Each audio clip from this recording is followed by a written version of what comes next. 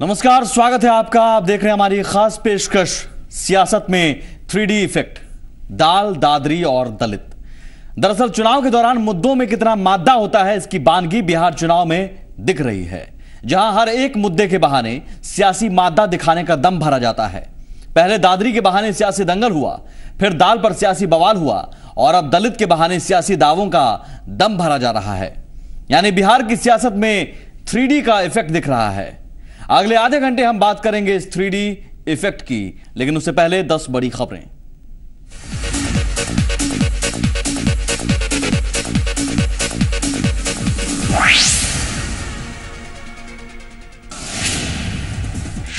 हरियाणा सरकार ने की दलित परिवार को जलाने मामले की सीबीआई जांच की सिफारिश। दलित परिवार को जिंदा जलाने के मामले में 4 लोग गिरफ्तार, लापरवाही के आरोप में 7 पुलिसकर्मी सस्पेंड।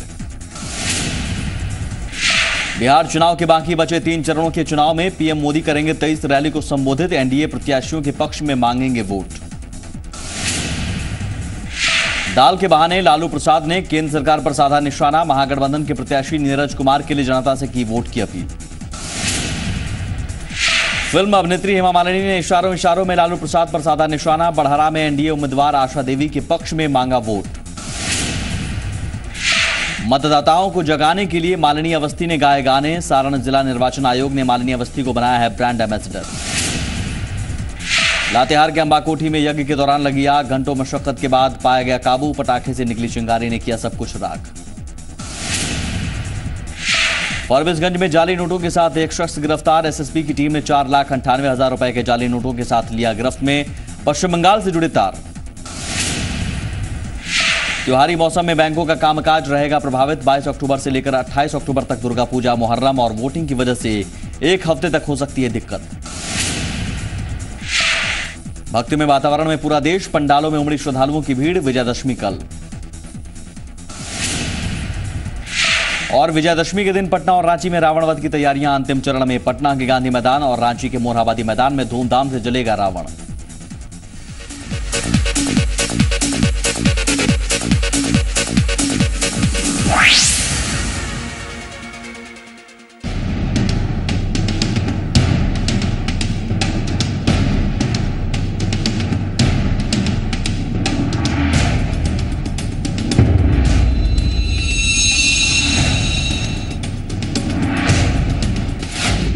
पहले दादरी पर हुआ दंगल। मैंने तुमको मार दें, हम पीट दें और सॉरी कहें, ये कोई तरीका है?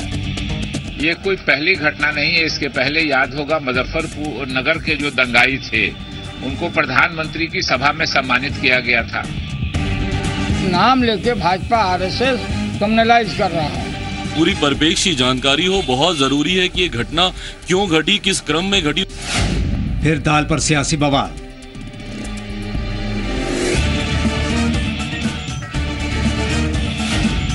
दाल का प्रदेश में सब चीज न हो गया। दाल के साथ साथ दाल भात के बारे में गरीब को कोई हसर कम हो जाए या ज्यादा हो जाए। दाल एनडीए की गली है, गल रही है और गलेगी। पिछले 2 वर्षों में दाल का उत्पादन क्यों घट गया? कुछ दास सरकार है, इसमें राजनीति कर रही है और टोटली नीतीश कुमार का फेल्योर है। गुजरात में या मध्य प्रदेश में, महाराष्ट्र में या देश के दूसरे राज्यों में काहे दाल का दाम है? अब दलित के बहाने सियासी दावे। वहाँ पर दलितों को यहाँ कानून व्यवस्था की बात करता, जंगल राज की बात करता, किरासन तेल देके जला दिया दलितों को। परंतु मैं लालू यादव को याद कराना चाहता हूँ कि उनके मियाँ बीवी के 15 साल के राज में बिहार में सैकड़ों दलितों को सामूहिक नरसंहार में मार दिया गया। कि यहाँ पे कमजोर लोगों की, गरीब लोगों की सरकार नहीं है। बिहार की सियासत में 3D इफेक्ट, दाल, दलित और दादरी। जी हां, बिहार की सियासत में 3D इफेक्ट नजर आ रहा है। पहले बात उस डी फैक्टर की जिसका संबंध हरियाणा के फरीदाबाद से है, लेकिन असर बिहार में होने लगा है।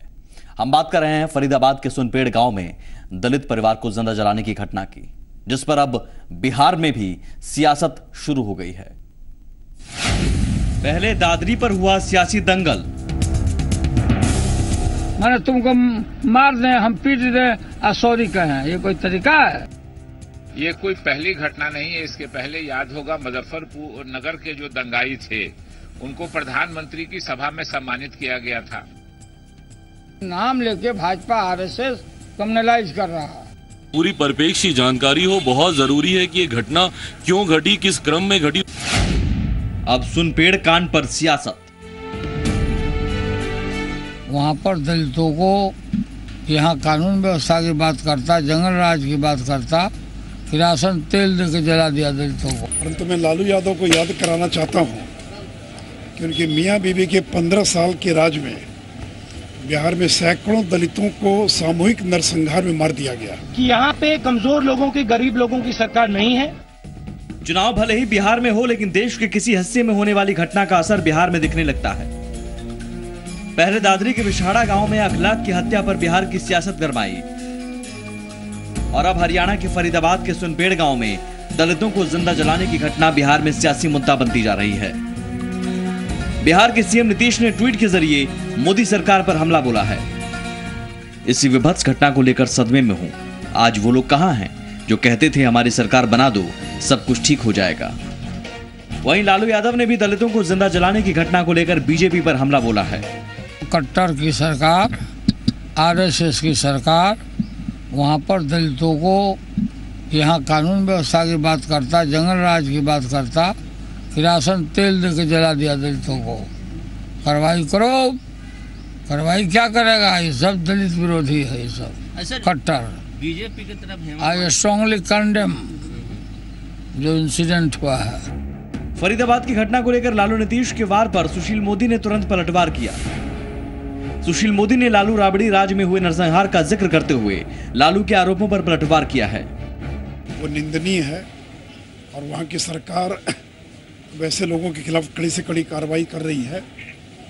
परंतु मैं लालू यादव को याद कराना चाहता हूँ कि उनके मियाँ बीवी के 15 साल के राज में बिहार में सैकड़ों दलितों को सामूहिक नरसंहार में मार दिया गया। लक्ष्मणपुर बाथे का नरसंहार हुआ था अरवल जिले में, जहां 58 दलित एक बार में मार दिए गए थे। तो हिंदुस्तान के अंदर लक्ष्मणपुर बाथे से बड़ा कोई दलितों का नरसंहार नहीं हुआ था और ये लालू के राज में हुआ जिसमें 58 दलित मारे गए थे। आपको बता दें कि दलितों के खिलाफ नरसंहार का गवाह बिहार भी कई बार बना।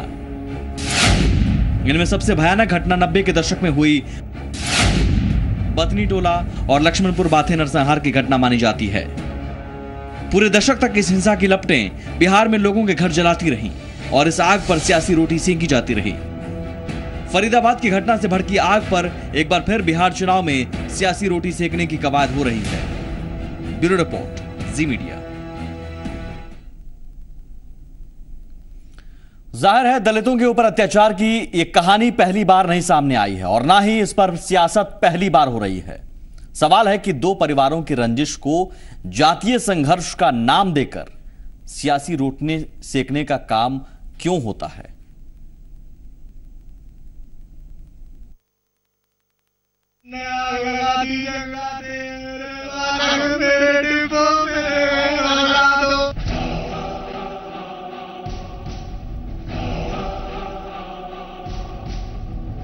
रोते बिलखते परिवार वाले, सड़क पर रखे 2 बच्चों के शव और हाईवे पर कई किलोमीटर तक लगा लंबा जाम। यह हरियाणा में बल्लभगढ़ के सुनपेड़ गांव का सच है। परिवार का आरोप है कि सोमवार की देर रात करीब 3 बजे कुछ लोगों ने घर में पेट्रोल डालकर आग लगा दी, जिसमें 2 मासूम बच्चे जिंदा जल गए और पत्नी गंभीर रूप से झुलस गई, जबकि परिवार के मुखिया जितेंद्र के सिर्फ दोनों हाथ झुलसे। पुलिस शुरुआती तफ्तीश में इसे आपसी रंजिश का मामला बताती रही। पिछले साल अक्टूबर में इन 2 परिवारों के बीच में यहाँ झगड़ा हुआ था और अभी भी ये जो एससी पक्ष वर्ग था उन्हीं का परिवार है जिसके 2 बच्चे जो आगजनी के शिकार हुए हैं। ये उसके लेकिन पारिवारिक 2 परिवारों के आपस का रंजिश का मामला ज्यादा लगता है मुझे। खुद पीड़ित परिवार भी कह रहा है कि 1 साल पुराने आपसी विवाद में गांव के ही कुछ लोगों ने इस वारदात को अंजाम दिया है। पहले तो उन्होंने धमकी दी कि तुम्हारे वंश को खत्म कर देंगे और उसी तरह से हमारा वंश खत्म कर दिया लेकिन कौन है जो सुनपेड़ की इस वारदात को जातीय संघर्ष का नाम दे रहा है? फौरन बाद से ही चिल्ला चिल्ला कर इसे जातीय रंग देने की कोशिश कर रहा है। सुनिए देश के जिम्मेदार नेता होने का दावा करने वाले नेताओं के कुछ बयान। जिन्होंने किया है उनके खिलाफ कार्रवाई होनी चाहिए, और जो पुलिस वाले हैं जो अपना काम ठीक से नहीं कर रहे हैं उनके खिलाफ कार्रवाई होनी चाहिए। यहाँ पे कमजोर लोगों की, गरीब लोगों की सरकार नहीं है। यहाँ पे अत्याचार हो रहा है, गरीब लोग दबाए जा रहे हैं, मारे जा रहे हैं। किरासन तेल देके जला दिया गया। कार्रवाई करो। कार्रवाई क्या करेगा? ये सब दलित विरोधी है। जो दलित उत्पीड़न के मामलों में जो उपेक्षित वर्ग है उसके विरुद्ध अगर अपराध होता है तो और ज्यादा संवेदनशीलता के साथ, तत्परता के साथ कार्रवाई। प्रशासन की इसमें पूरी असफलता है। पुलिस क्या कर रही थी? अभी आज सारे पुलिस यहाँ खड़ी है, जो प्रशासन को जो इंतजाम करना था तो बिल्कुल सब गायब थे। जब कांग्रेस की सरकार थी और हुड्डा जी मुख्यमंत्री थे, उस समय दर्जनों ऐसी घटनाएं हुई थी। उसमें मिर्चपुर एक प्रमुख घटना थी। अनेक दलितों को मारा था, थाने में रिपोर्ट दर्ज भी नहीं की थी। मैं तो ये कहूँगा कि राहुल गांधी जी को प्रशंसा करना चाहिए थी हरियाणा सरकार की और मनोहर जी खट्टर की। लेकिन सवाल ये है कि ये नेता उस वक्त कहां थे जब पिछले साल इसी गांव में इसी विवाद में 3 लोगों की हत्या कर दी गई थी? उस वक्त तो इनमें से कोई भी नेता नहीं पहुंचा था यहाँ। यही सवाल जब राहुल गांधी से पूछ लिया गया तो देखिए कैसे राहुल गांधी को गुस्सा आ गया। It's not insulting to me, it's insulting to these people. What is it a photo of? What do you mean? People are dying left, right and center in this country. People are being beaten up in this country. What do you mean it's an open photo of? ऐसे में सवाल है कि 1 साल पहले इन्हीं दोनों परिवारों की लड़ाई आपसी रंजिश थी, तो 1 साल बाद यही लड़ाई जातीय हिंसा कैसे हो सकती है? सवाल ये भी है कि आपसी रंजिश को जातीय संघर्ष कौन बनाता है? तो जाहिर है चुनाव में जातीय संघर्ष या धर्म की आड़ में भड़काई आग पर सियासी रोटी सेकने की पुरानी रवायत रही है। इससे पहले दादरी कांड को लेकर भी बिहार चुनाव में खूब सियासत हुई और आखिर में पीएम मोदी ने चुप्पी तोड़ी और सियासत का शोर थोड़ा कम हुआ।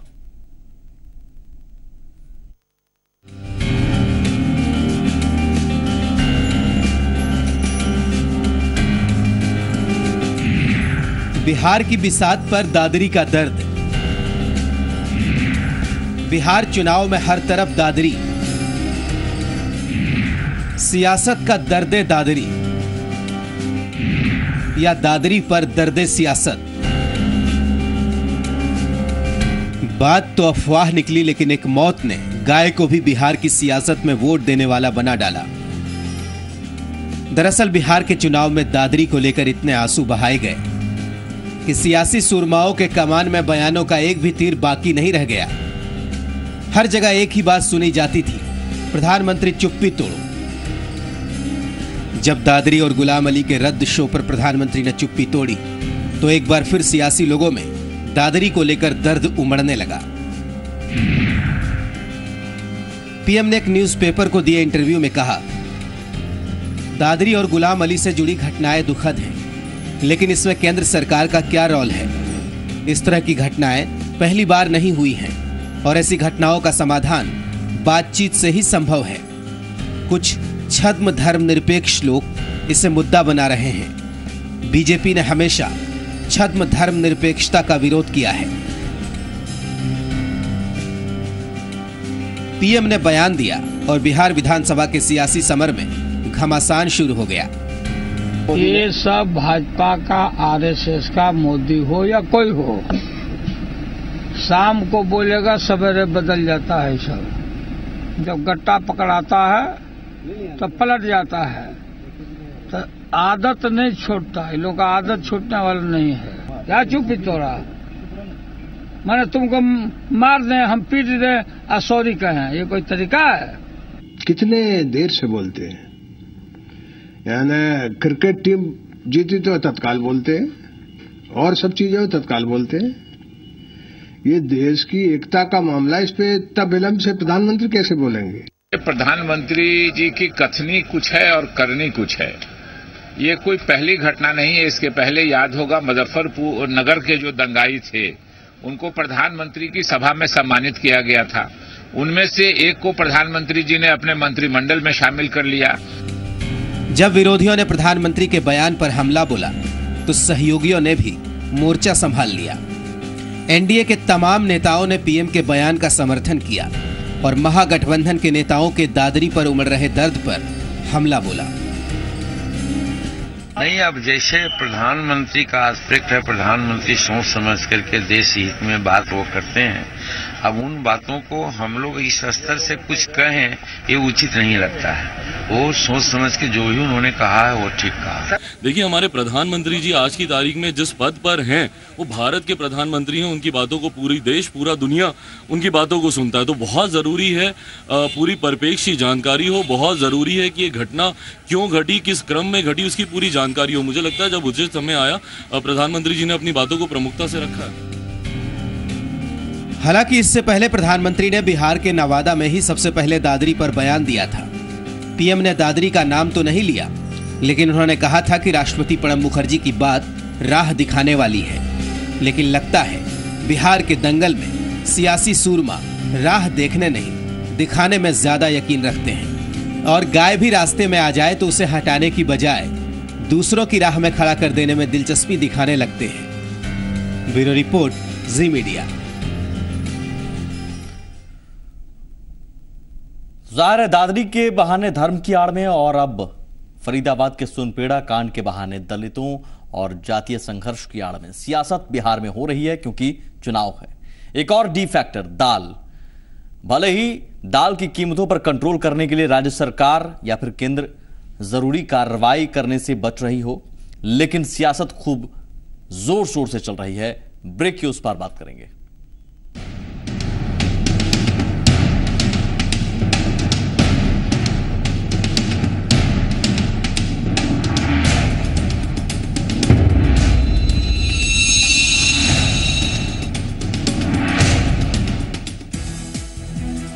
दलितों के बहाने सियासत, दादरी के बहाने सियासत और दाल के बहाने भी अब सियासत जारी है। दाल की कीमतों को लेकर बिहार में अलग अलग बयान दिए जा रहे हैं। साथ ही केंद्र और राज्य के बीच कीमतों पर कंट्रोल के लिए आरोप प्रत्यारोप का दौर जारी है।